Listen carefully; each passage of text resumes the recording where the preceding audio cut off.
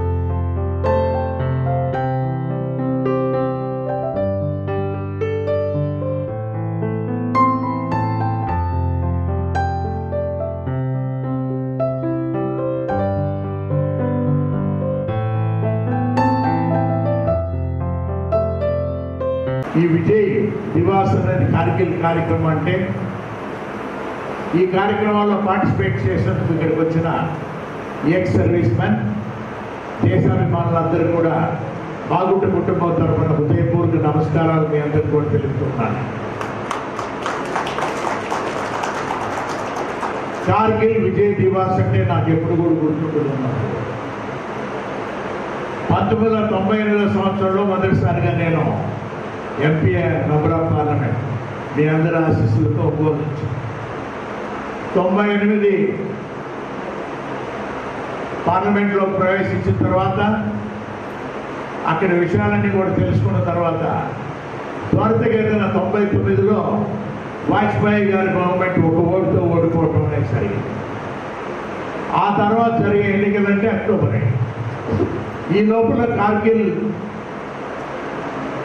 యుద్ధ వాతావరణం అనేది కూడా ఏర్పడి కార్గిల్లో మనం విజయం చేకూరేటట్టుగా కూడా మన వీర సైనికులందరూ ఎంతో పార్టిసిపేట్ చేశారు.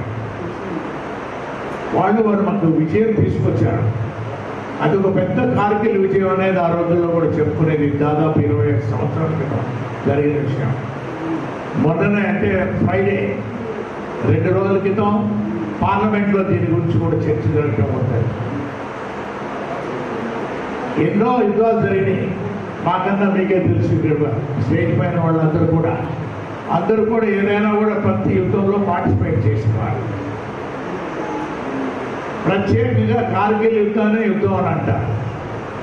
అంటే అంత వీరోచితంగా కూడా పోరాడి మనం మన సైనికుల ప్రతిభ అనేది ఎంతో చూపించుకురావటం అనేది, శత్రువుల్ని ఏ విధంగా వారిని అణిచివేశారనేది కూడా గొప్పలుగా కూడా చెప్తూ వస్తుంటారు. ఇప్పటికీ కార్గిల్ దగ్గరికి వెళ్తే అక్కడ చాలా స్తూపాలు ఉంటాయి. ఇవన్నీ కూడా తెలిసిన ఇండికేషన్. ఇటువంటి కార్యక్రమాన్ని మరలా కూడా మన ఒంగోలులో ఎక్స్ సర్వీస్ మెన్ అందరూ కూడా Prakasam districts ex service men welfare సంఘం.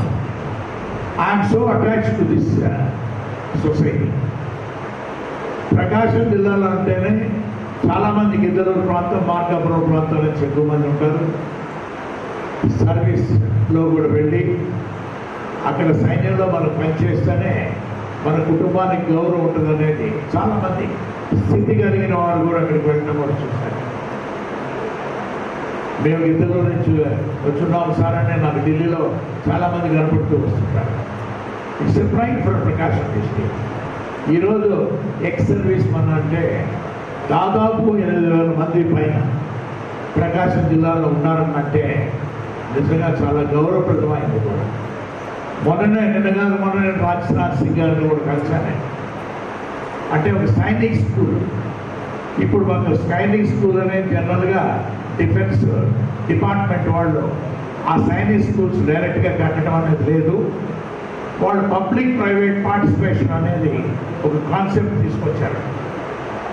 గడిచిన 2 నెలల క్రితం మేము ముఖ్యమంత్రి గారు చంద్రబాబు నాయుడు గారితో కూడా రాజ్నాథ్ సింగ్ గారి దగ్గరికి వెళ్ళినప్పుడు వారు ఇటువంటి స్కీమ్ ఉన్నదంటే ఆ స్కీమ్లో నిన్ననే పేపర్స్ ఇచ్చి ఇక్కడ కుప్పల్ రోడ్లో ఉన్న next gen school already school ఉన్నాయి, ఇన్ఫ్రాస్ట్రక్చర్ ఉంది.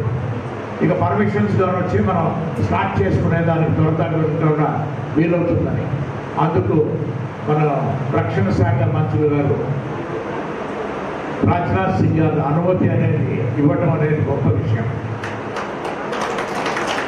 ఇక నెక్స్ట్ వన్ గిద్దలూరులో కూడా పెడతామని ఎమ్మెల్యే గారితో కూడా చెప్పాను నేను, అశోక్ రెడ్డి గారితో. అంటే వీలున్నంత వరకు సైనిక్ స్కూల్స్ లేకపోయినా ప్రైవేట్లో ఉన్నా అది కూడా టోటలీ గవర్న్ బై సెంట్రల్ గవర్నమెంట్లో ఉంది, డిఫెన్స్ డిపార్ట్మెంట్ చూస్తారు.